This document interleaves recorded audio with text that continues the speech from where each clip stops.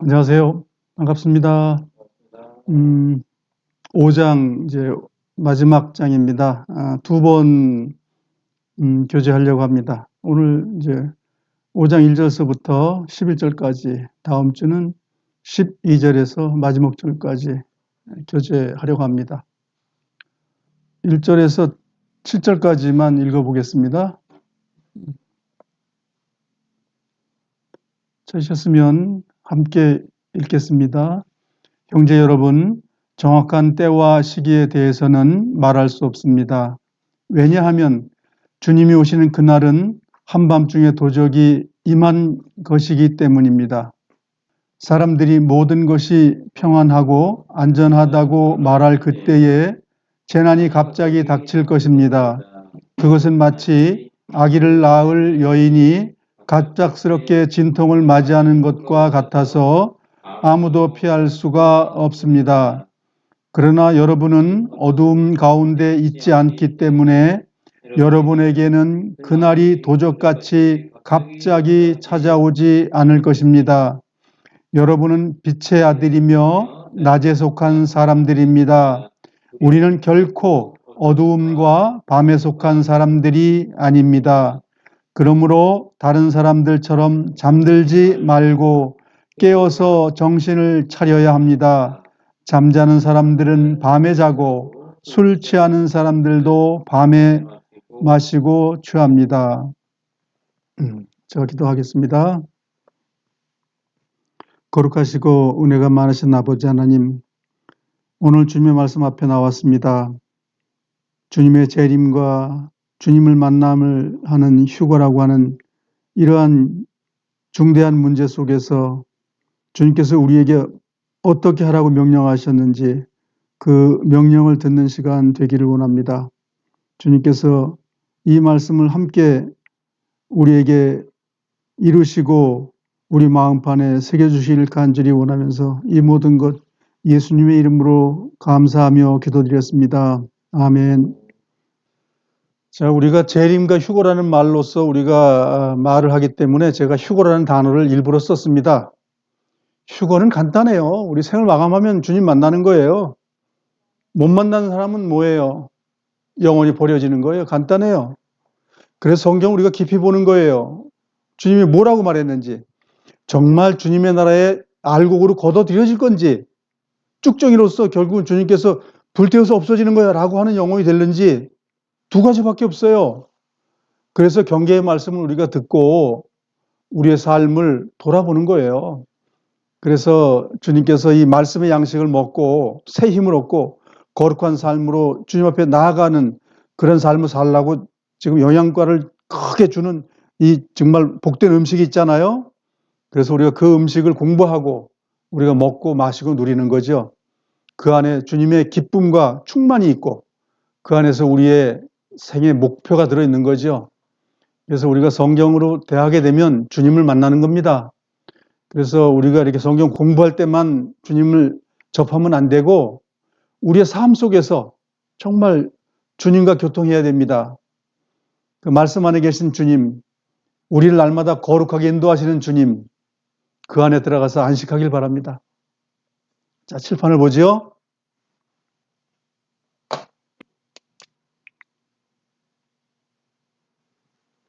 우리가 재림이라고 만나는 건 만남이라 그랬죠. 만남. 파루시아요.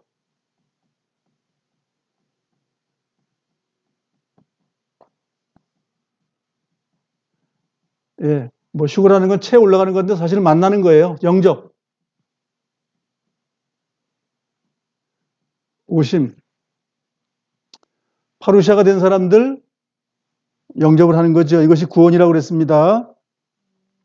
오늘 세 번째인데 오늘 이제 세 번째로 해서 이제 그 5장까지 나와 있는 얘기는 오늘 교재를 여기서 마치고 이제 다음 주는 그 사도 바울의 권면이 있죠. 예, 권면을 우리가 또 볼 건데 결국은 재림을 준비하는 사람들은 어떻게 해야 된다는 것이 이제 다음에 나오는 내용인데 결국은 다 우리가 신앙생활은 재림과 휴거에 대해서 다 모여 있는 거예요. 그걸 목적으로 우리가 사는 거죠. 우리가 무슨 뭐 빌딩 짓고 뭐 건강 정말 100세 늘리고 200세 늘리고는 그게 목적이 아니잖아요.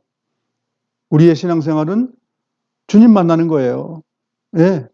이 부족한 부분을 가지고 주님과 동행하다가 완전한 주님 안에 들어가는 것, 그걸 채 올라간다. 주님 안으로 들어간다. 그죠? 그게 제일 큰 행복입니다. 그거보다 더 큰 행복 있으면 좀 내놔보세요. 아, 건강이 너무 좋아서 팔팔 뛰어. 그것이 축복입니까? 아파트가 50평에서 100평 들어가는 게 행복입니까? 그렇진 않을 거예요. 주님 안에 완전히 들어가는 것, 큰 축복입니다. 그래서 이런 것이 이루어지려면 거룩한 삶으로 준비를 해야 된다. 우리가 살아가는 그 삶 속에서 주님과 동행하는 삶이 안 된다면 그건 쭉정이가 되는 거예요. 요한복음 15장에 포도나무의 비유가 있습니다.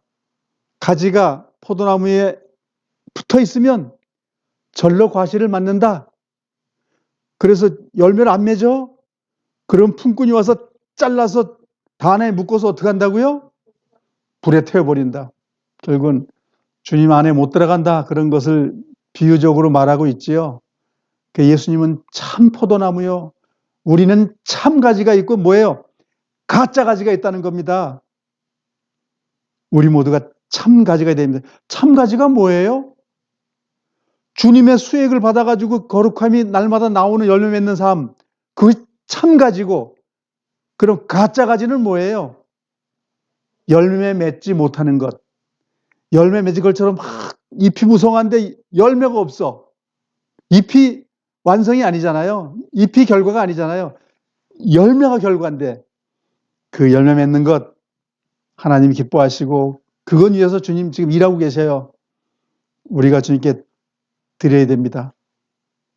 그래서 지금 예수님께서 사복음서에 때와 시기, 주님 언제 다시 오시죠? 그랬더니 뭐라고 대답하셨어요? 그래, 내가 몇 월 며칠에 갈 거야. 그랬습니까? 그날과 그때는 몰라. 알 필요 없다는 거예요. 근데 우리 인간들은 아유, 그날이 언제지요? 자, 그러면 만일 이 이단들이 말하는 몇 월 며칠은 아니라 하더라도 뭐가 일어나고 나면 예루살렘에 무슨 성전이 지어지고 붉은 암송아지가 만들어지고 그러고 나면 어떻게 된다고요? 그게 시기와 때라고요? 만일 그게 50년 후에 오늘 만일 그런 일이 벌어진다고 하면 가정 한번 해봅시다. 그 50년 동안 살려고 무지 애를 쓸 거예요. 응? 아픈 사람이 맨날 그냥 수액을 맞아가면서 50년 동안 살려고 애쓸 거예요. 왜? 그날 주님 오신다고 그러니까. 그 날을 하나를 정해놓는다면 성경 전체가 무너집니다. 하나님의 사랑 전체가 무너집니다. 그 때와 시기가 모르는 것이 하나님의 뜻이고 그 모르게 만들어 놓은 것이 우리에게 뭐예요? 은혜가 되는 거예요. 언제 주님 오실지 모르는 것이 우리에겐 큰 기쁨이에요. 그래야 내일 오실까? 모레 오실까? 이러지. 일주일에 오신다고 그러면 어떻게 되는 거예요? 야야, 일하는 거 다 집어쳐. 재산 다 갖다 버려. 그러지 않겠어요? 그런 일이 데살로니가 교회 성도들이 그런 일을 벌였다는 거예요, 직접. 그래서 후서에 그 야단치는 장면이 나와요. 바울은 예수님을 통해서 그날과 그때는 몰라. 그 모른다는 것도 설교한 거예요. 가르쳐 준 거예요. 그래서 너희가 알고 있다는 거예요. 우리도 오늘 알아야 될 중요한 내용이 뭐냐면 그날과 그때는 아무도 모른다. 그것이 우리 생활이어야 돼요. 우리의 생활 신조가 돼야 돼요. 그래야 맨날 긴장하고 준비하고 주님 언제 오시지? 내가 깨끗하게 내가 목욕제기 하고 있어야지. 더러운 옷 빨아야지. 내가 죄 짓지 말아야지. 그런 일이 생깁니다. 근데 내일 오신다고 그러면 뭐예요? 오늘 아무것도 안 하고 뭐예요? 내일만 오면 나는 끝나 이럴 거 아니겠어요? 주님은 그걸 원치 않습니다. 주님이 가시고 나서 2000년 됐습니다. 그 안에 많은 그리스도인들이 때와 시기가 지정이 안 됐기 때문에 기쁨으로 주님을 준비하다가 생을 마감한 거예요. 그러면 결론이 뭐예요? 내가 생을 마감하는 것이 때다 이거예요. 아시겠어요? 주님 안에서 그 때가 없지만, 언제인지 모르지만 대충 내가 언제 갈 것 같은 느낌이 그 대충 알아요. 우선 몸이 아파지고, 그렇죠? 그리고 뭔가 쇠약해지고, 그러면 아, 이제 주님 만날 때가 됐다. 거의 알게 되죠. 그래서 때와 시기, 주님 오시는 거는 아버지만 아신다. 야훼께만 아신다. 이렇게 답을 해놨어요. 육신을 옷을 입고 오신 하나님도 모른다고 얘기를 했어요. 시침이 뚝 뛰었어요. 그 나라에 계신 분만 알아.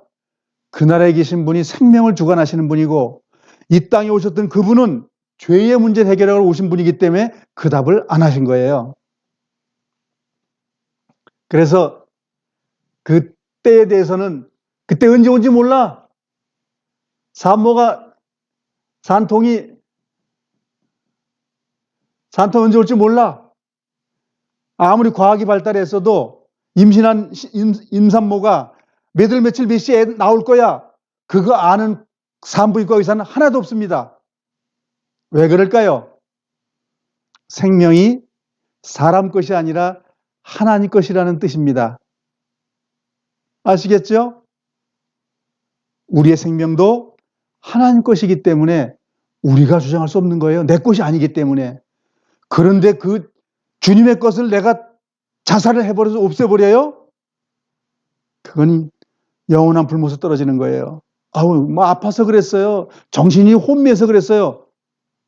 그 정신 혼미는 자기가 했지 누가 했어요? 자기가 해놓고 누구한테 핑계 댈 거예요. 그래서 정신을 차리고 준비하라고 말하잖아요. 내 몫이에요, 내 몫. 우리들의 몫이라고요. 그래서 주님의 생명을 언제 가져갈지 우리는 알 수가 없어요. 그렇기 때문에 열심히 살아야 되는 거예요. 그날과 그때는 아무도 모르는 거예요.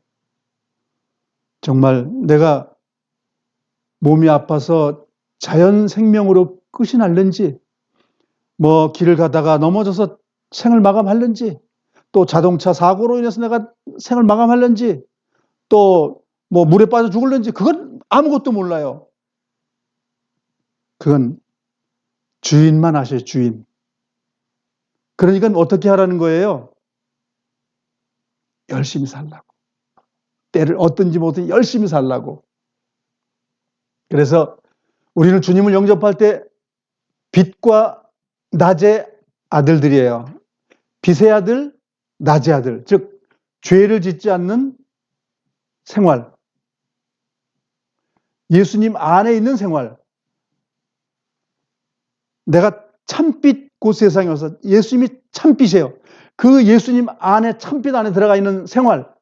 죄를 짓지 않는 낮의 생활. 그 아들들이다 이거예요, 우리가. 이거 아닌 사람들, 아, 당연히 급하게 오지요. 응? 그런 사람들은 갑자기 때를 닥쳐요. 갑자기 오는 거예요. 죄 짓고 예수님 안에 있지 않은 사람들은 갑자기 오지만 예수님의 안에서 죄의 삶을 버리고 날마다 거룩한 삶으로 유지되는 사는 사람에게는 복이 뭐예요? 갑자기 오지 않는다. 바울이 그렇게 설명한 거예요. 바울이 주님 안에 들어갔을 때 경험했던 내용들이에요. 주님의 사람들 갑자기 주님 못 만나. 주님이 아시기 때문에.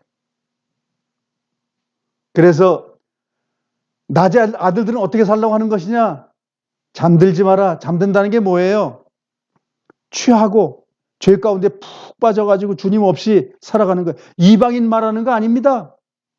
예수를 주님으로 영접해 놓은 사람들이 이렇게 산다는 거예요. 그렇게 살면 버려진다는 거예요. 성경이 뭐예요? 계속 잠들지 않게 깨워주는 거잖아요. 죄 거하지 마, 거하지 마. 주님 안에 있어. 주님이 역사하는데 왜 그래? 주님의 피가 아직도 부족해? 계속 말하고 있잖아요, 성경에서. 그런데 주님을 영접한 이후에 아이고 세월이 가도 주님 안 오시네. 10년이 가는데 안 와. 20년이 가도 안 와. 그러니까 뭐예요? 주님 언제 오실지 모르니까 에이 세상에 재밌는 거 좀 다 해보고 살자. 그런 사람들은 잠드는 거예요. 술 취하는 거예요. 술 먹었다는 뜻이 아니라 술 취하는 사람은 감각을 잃어버렸다는 뜻이에요. 성령으로 표대를 향해서 가야 되는데 그 표대를 잃어버린 자들이 술 취하는 자들이에요. 술 많이 취한 사람은 가을지자를 걷죠. 어디로 가는지도 몰라요. 집인지 집의 반대 방향인지 몰라요. 그리스도인들이 그런 사람들이 있다는 겁니다. 그래서 그렇게 살지 말아라. 잠자는 자들 깨어 일어나라 그러잖아요. 그런 거 살지 말아라는 거죠. 깨어 일어나는 것, 깨어 있는 것. 전투적인 용어는 군사 용어입니다. 진영을 지키려면 잠자면 안 되는 거예요. 그럼 적이 와서 목을 잘라가요. 사탄이 마귀가 나를 목을 자르기 전에 내가 지키고 있다가 마귀를 주님의 칼로 다 찔러서 무찔러야 된다 그 말이에요. 그것이 잠에서 깨어있는 사람이고 경계하는 사람이다 그 말이에요. 그래서 근신하는 거예요.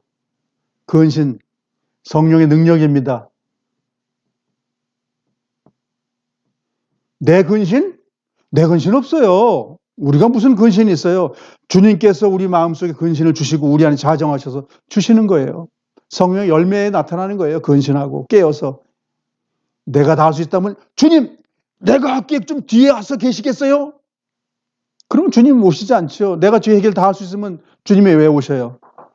내가 할 수 없기 때문에 주님이 오셔서 얘야 힘든 거 내가 해주겠다라고 은혜로서 와서 계신 거예요. 그분께 우리는 맡겼을 때 죄를 이기게 되고 의의 삶이 사라지게 되고 형제자매를 사랑하게 되고 이 일이 내가 하는 것이 아니라 내 안에 있는 주님께서 하시는 거예요.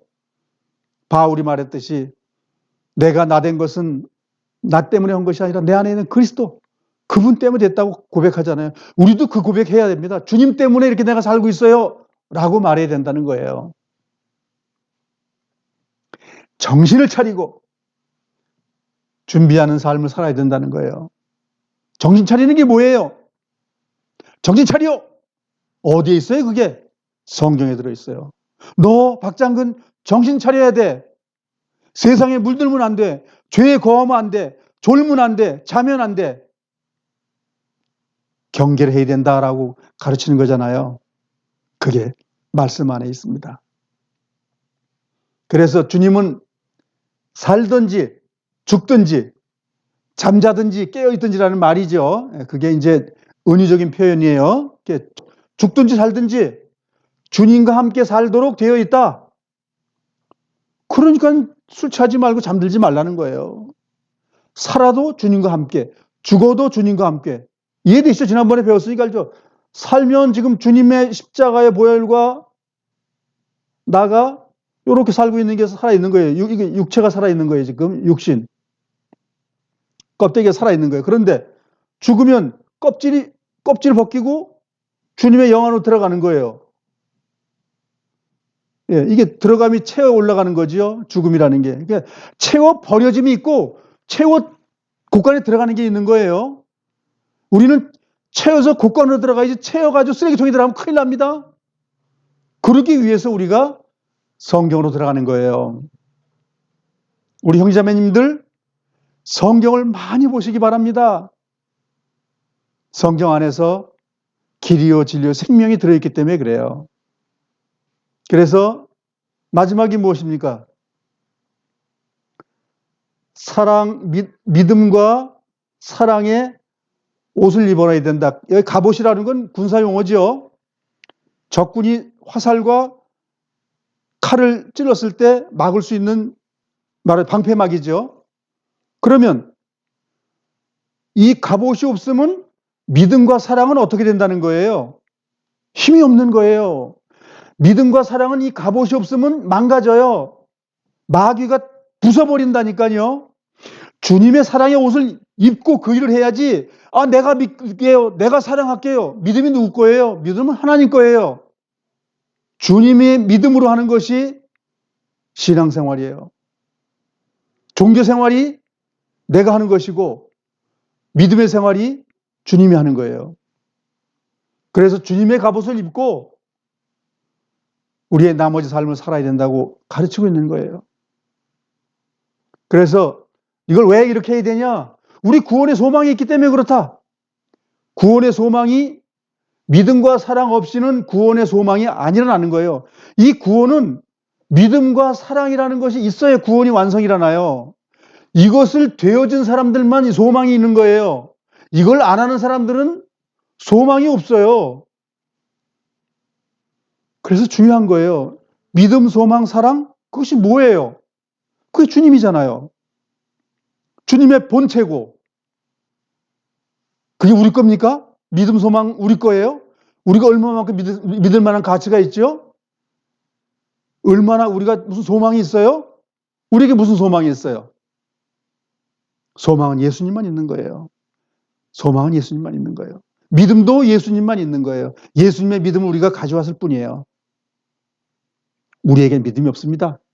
주님의 믿음을 가져왔을 때 그것이 내 믿음이 되는 것 뿐이에요.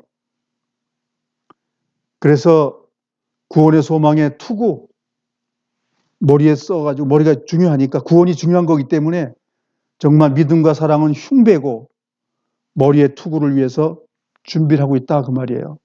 우리가 이런 것들을 쓰고 준비하는 삶을 살아야만이 마귀의 악한 괴계에서 벗어날 수 있는 방법은 주님께서 이런 걸 우리에게 하라고 준비해 놓으셨다 그 말이에요. 그렇기 때문에 우리의 신앙생활은 단순하지 않습니다. 그래서 이 두꺼운 성경이 있는 거예요. 우리의 신앙이 단순하다면 이렇게 두꺼운 책이 우리에게 왜 필요할까요? 예수님 당시 때도 구약 성경이 두껍습니다. 그거 표피 껍질로다가 해가지고 종이 만들어가지고 그거 지금은 돈으로 따지면 3천만 원 정도 한답니다. 그게 구약 성경이. 그 두꺼운 걸 얼마나 사모했겠냐고 사람들이 그거 살려고 전 재산을 모으고 얼마나 애썼겠냐고. 지금도 3천만 원이면 큰 돈인데 그 옛날에 하루에 품을 팔아가지고 만약 그거 산다 그러면 얼마나 힘들었겠어요. 지금은 요거 4, 5만 원이면 사지요. 아유 정말 이건 우리의 큰 축복이에요. 그래서 우리가 성경으로 돌아가는 것, 주님의 믿음, 주님의 소망, 주님의 구원 이런 것들이 꽉 들어차 있는 거예요. 이걸 먹으면 비유적으로 저는 이 책을 두루마리를 씹어 먹어라 그랬더니 깡깡 먹었더니 배가 아파. 입에서는 달콤했는데 배가 아파. 그 삶이 일어날 때 고난당하고 핍박받는 거예요. 주님을 영접할 땐 달착지근하고 좋았는데 그 삶을 살아내려니까는 배에서 통증이 일어나는 거예요. 그걸 인내로 이겨야 된다고 성경 가르치고 있는 거죠. 여러분도 앙앙앙 씹어 먹고 나서 뱃속에 들어갔는데 배가 아픈 게 정상이에요. 이걸 다 우리가 못 이루기 때문에 배가 아파요. 그러나 주님께서 하나 둘 우리 삶 속에서 이루어주셔요. 성경으로 들어가겠습니다. 데살로니가 전서 5장 2절 같이 읽겠습니다. 시작. 형제 여러분, 정확한 때와 시기에 대해서는 말할 수 없습니다. 왜냐하면 주님이 오시는 그날은 한밤중에 도적같이 임할 것이기 때문입니다. 그래서 이건 사도 바울은 예수님의 제자가 아니죠. 그렇지만 3년 동안 하나님께서 그를 가르쳤죠. 그래서 그를 가르치고 나서 그 가르친 내용이 이제 사복음서에 있는데 이제 그 말씀을 좀 보도록 하겠습니다. 마태복음 24장을 보겠습니다. 마태복음 24장 36절 찾으셨으면 읽어보겠습니다. 시작. 그날과 그때는 아무도 모른다. 심지어 하늘의 천사와 아들까지도 모르고 오직 아버지께서만 아신다. 여기 단어 중에서 이런 게 있죠. 심지어 하늘의 천사도 모른다. 하늘의 천사가 어지간한 건 다 안다 그 말이죠. 천사가 하나님께서 그런 능력을 줬어요. 천사도 알 수 있는 내용일 것 같지만 아니야 라는 말이에요. 42절로 내려가겠습니다. 44절까지 읽겠습니다. 그러므로 항상 깨어 있어라. 왜냐하면 언제 너희 주님께서 오실지 너희가 알지 못하기 때문이다. 이것을 명심하여라. 만약 도둑이 언제 들어올지 집주인이 안다면 미리 준비를 하고 도둑이 집에 들지 못하도록 할 것이다. 그러므로 너희도 준비를 해야 한다. 인자는 생각지 않을 때에 올 것이다. 이게 굉장히 큰 은혜입니다. 언제 주님 만나는 걸 모르는 것, 축복이에요. 큰 축복입니다. 본문으로 가겠습니다. 이걸 사도 바울에게 하나님께서 가르쳐줬다 그 말이에요. 그래서 사도 바울이 이거를 데살로니가의 형제들에게 복음 전하면서 다 가르쳐줬다 그 말이에요. 3절 읽어보겠습니다. 사람들이 모든 것이 평안하고 안전하다고 말할 그때에 재난이 갑자기 닥칠 것입니다. 그것은 마치 아기를 낳을 여인이 갑작스럽게 진통을 맞이하는 것과 같아서 아무도 피할 수 없습니다. 이제 애를 낳아보신 분들은 그럴 거 아니에요. 애가 언제 나올지 몰라 그러지만 어느 날 배가 아프면서 산통이 와가지고 애가 나오죠. 그거 생명의 원천인 하나님이 계획해 놓으신 거예요. 그렇기 때문에 산모도 언제 나올지 몰라. 대충 나오다 보면 대충 나와서 이때쯤 아프구나, 더 아프구나, 이제 나오는구나 이러고서 애 낳는 거죠. 그래서 그 비유를 할 때 애 낳는 걸 비유로 해가지고 그 모르는 것처럼 재난도 갑자기 닥치는 것처럼 평안하고 안전하다고 말할 그때에 갑자기 닥친다 그랬는데 평안하고 안전하다는 것이 언제인지 모르지만 어느 날 그런 일 속에서 마지막에 온다 그렇게 얘기하는 거잖아요. 자, 그러면 평안하고 안전하다고 하는 것이 누구 거예요? 세상 사람들에게 평안하고 안전이 있습니까? 세상 사람들이 이런 게 없어요. 하나님의 자녀에게만 있는 거예요. 평안하고 안전하고. 이건 세상 사람들 것이 아니에요. 우리 것이에요, 우리 것. 주님을 영접한 사람들 것이에요. 주님을 영접한 사람들에게 이제 4절 말씀을 하시는 거잖아요. 4절 읽어볼까요? 그러나 여러분은 어두운 가운데 있지 않기 때문에 여러분에게는 그날이 도적같이 갑자기 찾아오지 않을 것입니다. 자, 우리에게는 갑자기 오지 않는다는 거예요. 이게 갑자기 오지 않아야 될 이유가 뭐예요? 주님과 함께 했기 때문에, 주님과 동행했기 때문에, 거룩한 삶을 살고 경계의 삶을 살았기 때문에, 그렇죠? 잠자지 않고 깨어 있었기 때문에. 누가복음 17장으로 가보겠습니다. 누가복음 17장 26절입니다. 예수님께서 비유한 내용들을 이제 사도 바울이 설명을 많이 해 주신 거니까 이런 내용들을 우리가 이해할 필요가 있습니다. 26절부터 30절까지 읽어보겠습니다. 마치 노아의 때처럼 인자의 날도 그와 같을 것이다. 노아가 배에 들어가는 날까지 사람들은 먹고 마시며 장가가고 시집을 갔다.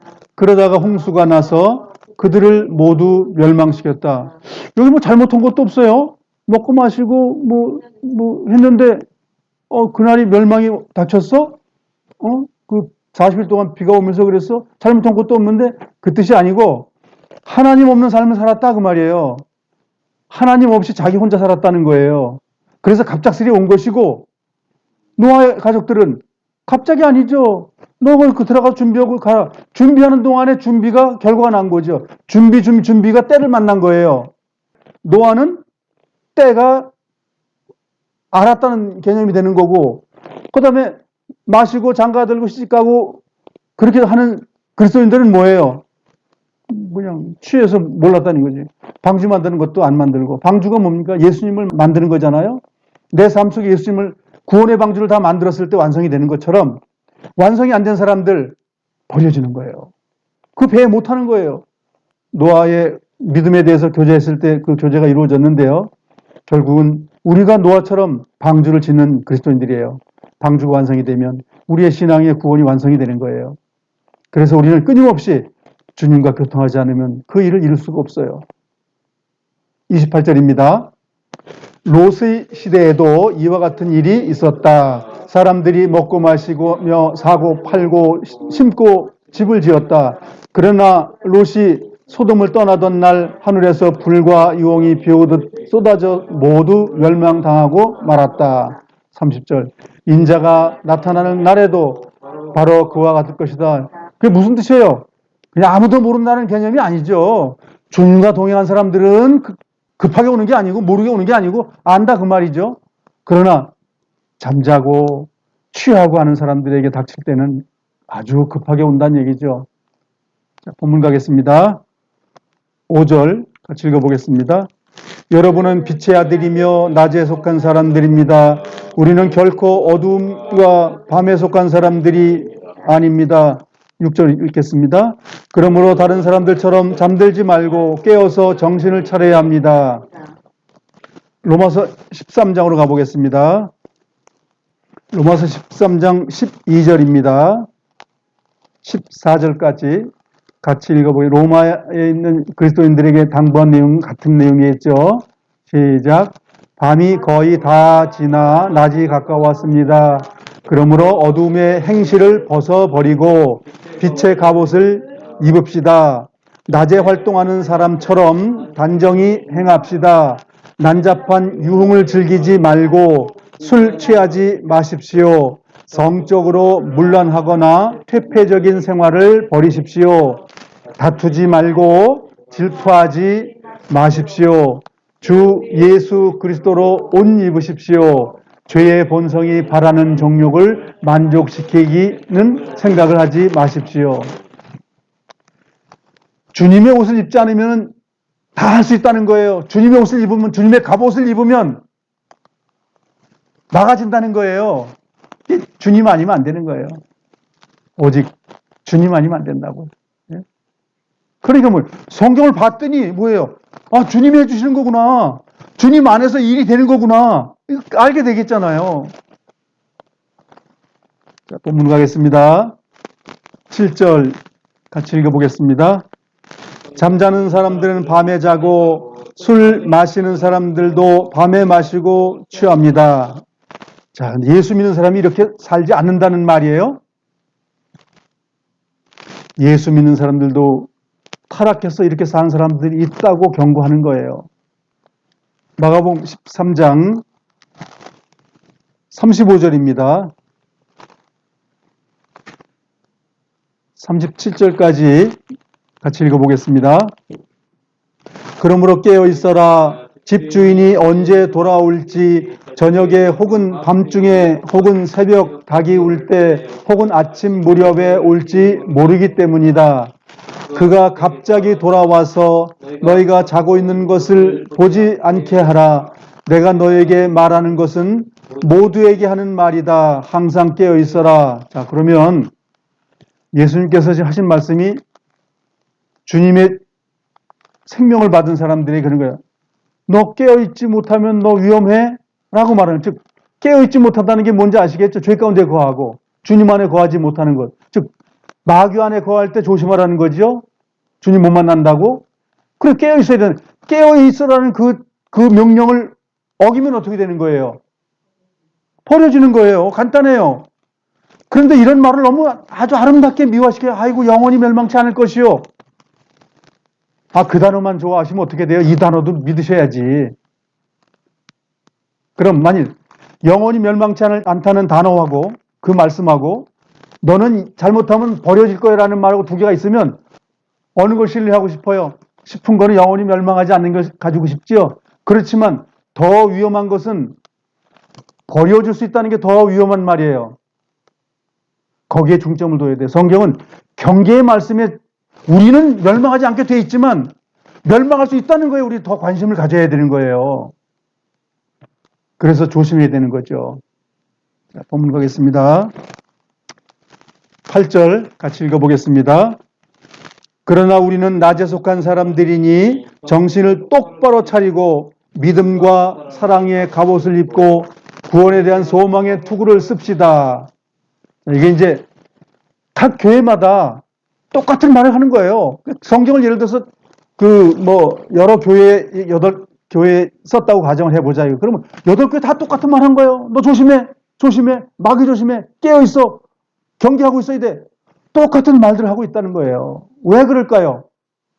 주님을 영접한 사람들은 마귀의 계획에 빠질 수 있기 때문에 그 어느 지역에 있든지 그 그리스도인들에게 주님의 명령이 임하는 거예요.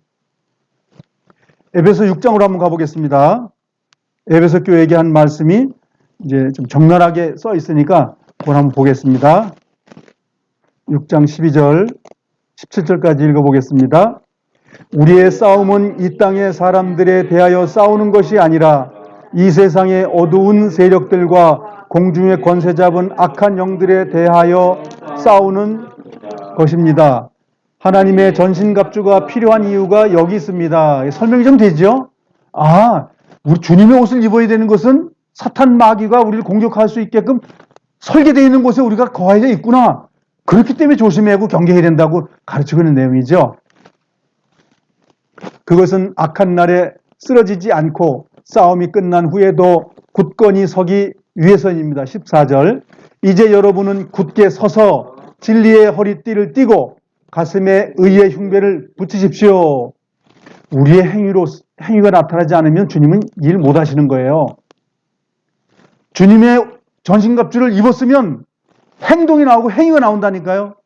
그 거룩함, 주님으로부터 오는 거룩함, 주님의 생명수 흘러나오는 그 거룩함, 우리가 그 삶이 거룩한 그 야고보서의 거룩한 행위가 나오는 거예요. 근데 믿었는데 행위가 안 나와. 그건 가짜로 믿은 거예요. 15절입니다. 발에는 평화의 복음을 전할 신을 신으십시오. 16절. 손에는 악한 자의 불화살을 막아낼 믿음의 방패를 드십시오. 17절. 머리에는 구원의 투구를 쓰고 하나님의 말씀인 성령의 칼을 쥐십시오. 성령의 칼로서 사탄의 공중 잡은 권세 잡은 자들, 악의 영을 대항할 수 있는 것은 내가 할 수 있는 일이 아니다라고 성경은 말하고 있는 거예요. 주님의 십자가의 그 권능과 능력이 우리를 날마다 보호하시고 도와주시고 의의 길로 우리를 인도해 주시는 거예요. 내가 의의 길로 가는 게 아니고 주님의 의로우심이 내 안에서 그 길을 가게끔 도와주신다 그 말이에요. 도와주실 때 우리는 행위로서 그 길을 가야 된다 그 말이에요. 그 옆에 장 5장 8절 한번 보겠습니다. 5장 8절, 9절, 10절 읽어보겠습니다. 이전에는 여러분도 어두운 가운데 있었으나 이제는 주님 안에서 빛 가운데 살아갑니다. 그러므로 빛에 속한 자녀답게 사십시오. 자, 믿기가 나오면 되는 거예요. 믿고 행해야 되는 거예요. 믿기 행하는 겁니다. 믿고 행하지 않으면 아무 소용이 없다는 거예요. 9절. 빛은 선하고 의로우며 진실된 삶으로 인도합니다. 하나님을 기쁘게 하는 일이 무엇인지 생각하십시오. 궁상을 떨어볼까요? 주님, 어떻게 갈까요? 이렇게 궁상 떠는 거예요? 아니죠. 말씀 앞에 나오면 주님께서 우리를 인도하십니다. 그 영이 내 영과 합했을 때 우리의 행동하는 시너지의 힘이 나오는 거예요. 나는 연약해도 주님은 우리를 이끌고 의의 길로 함께 걸어가 주십니다. 우리 연약함을 날마다 짊어지십니다. 얼마나 큰 은혜고 얼마나 큰 영광이에요. 그런 영광을 받으려면 어떻게 돼야 돼요? 말씀 안으로 들어가셔야죠. 주님께서 뭐라고 말씀하셨는지 영의 양식을 먹어야죠. 먹으면 기쁨이 충만해집니다. 본문 가겠습니다.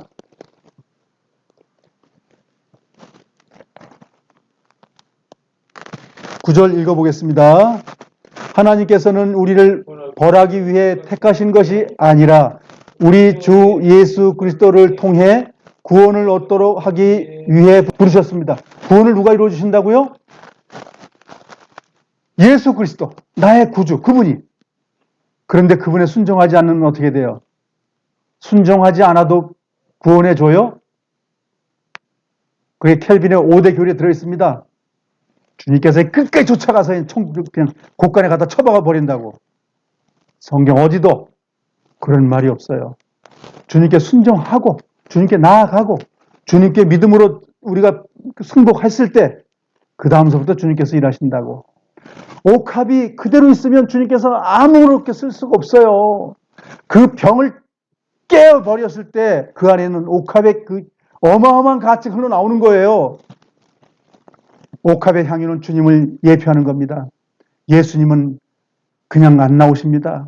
우리의 육체가 부서졌을 때 그 액체가 나와서 향기롭게 그 모든 것이 나오는 거예요.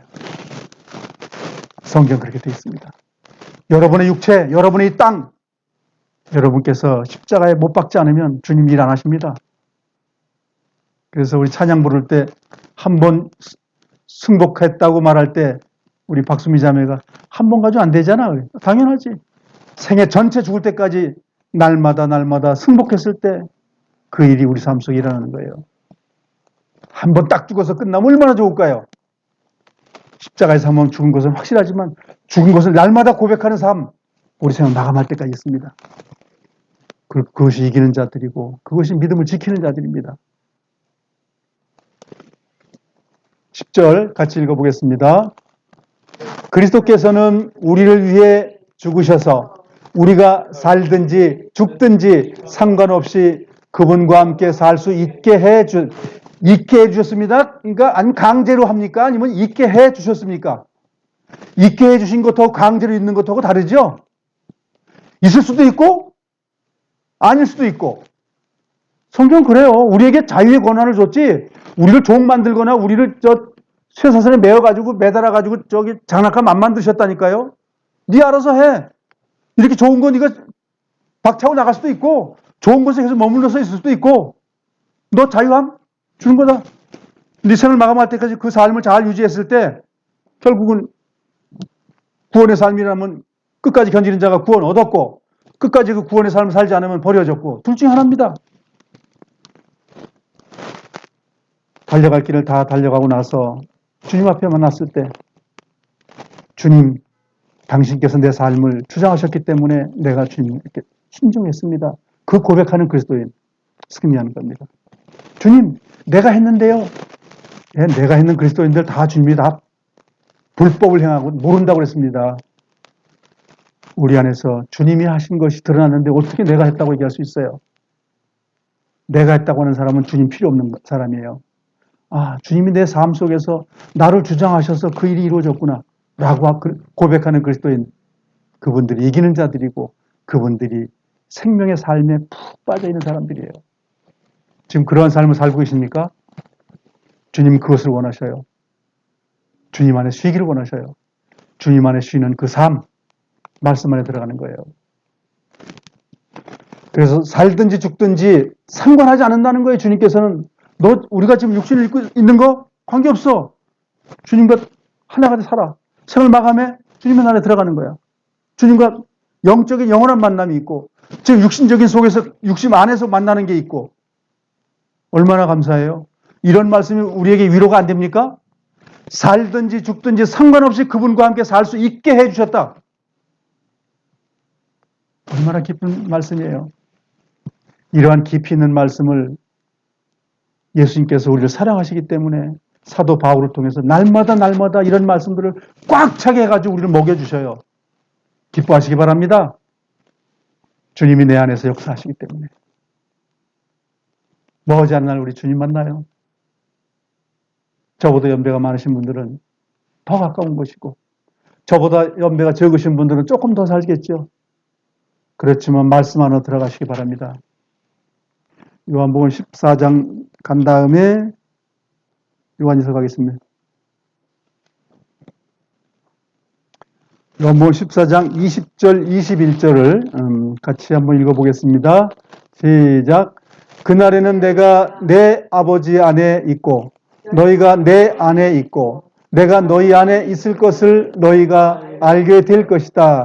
내 계명을 가지고 그것을 지키는 사람이 나를 사랑하는 사람이다. 그리고 나를 사랑하는 사람은 내 아버지께 사랑을 받고 나도 그를 사랑하여 그에게 나를 나타낼 것이다. 이게 너희가 내 안에 내가 너희 안에입니다. 이게 살든지 죽든지입니다. 살든지 죽든지의 이 단어가 이 말이에요. 그날에 주님이 내 안에, 내가 주님 안에. 그러면 뭐가 일어난다는 거예요? 주님의 사랑의 계명이 이루어진다 그 말입니다. 주님의 계명이 우리 삶 속에 일어난다. 즉 뭐예요? 거룩한 삶의 행위가 우리를 통해서 주님의 영광이 나타난다 그 말입니다. 요한일서로 가겠습니다. 요한일서 4장 19절입니다. 요한일서 4장 19절로 21절까지 같이 한번 읽어보겠습니다. 시작. 하나님께서 우리를 먼저 사랑해 주셨기 때문에 우리가 사랑해야 합니다. 어떤 사람이 나는 하나님을 사랑해요 라고 말하면서 그의 형제를 미워하면 그는 거짓말쟁이입니다. 이는 눈에 보이는 자기의 형제도 사랑하지 못하면서 보이지 않는 하나님을 사랑할 수는 없기 때문입니다. 그러므로 하나님께서는 누구든지 하나님을 사랑하는 사람들은 자기 형제들도 사랑해야 한다고 우리에게 명령하셨습니다. 명령하셨습니다. 그런데 안 하랍니까? 주님의 명령 거부할 거예요? 뭐 요만한 것 때문에 미워가지고 죽겠어요? 평생 미워 죽겠어요? 이러면 되겠어요? 용서하고 연약하기 때문에 그렇지 하고 주님의 능력으로 용서하고 위로하고 격려해야 되는 거 아니겠습니까? 자, 본문 마지막 절 보고 오늘 교재 마치도록 하겠습니다. 11절입니다. 그러므로 지금처럼 서로를 위로하고 격려하며 서로에게 힘이 되어 주십시오. 미워하거나 정말 부족하다고 서로 짜증나고 안 만나고 싶고 하고 그렇다면 문제입니다. 가까운 사람도 안 만나는데 누구를 만나고 싶겠습니까? 이번에 수명절들이 돌아왔을 때 많은 분들과 만나서 주님의 거룩함을 나타내시기 바랍니다. 서로 존경하고 서로 사랑하고 서로 위하길 바랍니다. 그것이 하나님의 구원받은 하나님의 자녀들이 해야 할 하나님의 뜻입니다. 이번 기회에 서로 사랑하는 그런 미덕을 많이 보여주시기 바랍니다. 제가 기도하겠습니다. 거룩하신 나의 아버지, 이 말씀을 통해서 우리가 교훈 받았습니다. 주님의 가신 그 십자가의 길을 통해서 그 율법을 완성하시고 사랑을 내주신 것처럼 우리도 나머지 주님 만나기 전까지 이 삶을 살다가 주님 만나길 바라신 이 말씀 속에서 우리 마음이 뜨거워지기를 원합니다. 이 말씀이 내 안에서 역사해서 거룩한 삶으로 나타나는 그러한 귀한 주님의 사람들이 되기를 간절히 원합니다. 이번 추석을 통해서도 우리 마음속에 있는 주님이 드러날 수 있도록 도와주시고 함께해 주시기를 간절히 원합니다. 이 모든 것 예수님의 이름으로 감사하며 기도드렸습니다. 아멘.